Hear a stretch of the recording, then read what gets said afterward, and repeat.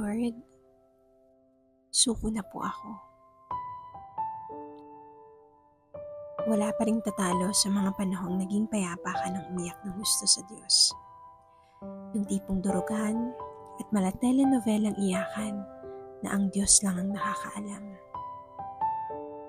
Naaalala mo pa rin ba yung mga sandali na sinabi mo kay Lord na, Lord, suko na po ako. Alam na alam ng Diyos ang mga panahong wala ka ng ibang masabi kung hindi. Wala na po akong magagawa, kaya ikaw na po ang bahala. Ubus na po ang lakas ko, sagad na ang mga luha ko. Pagod na po ako. Lord, sana bukas magaan na. Sana bukas dumating na yung healing ko, yung breakthroughs ko, pati na rin yung kasagutan sa mga tanong ko. Dear, hanggat hindi pa tinutuldukan ng Diyos, ay hindi pa tapos sa Kanya. Endure for a little time.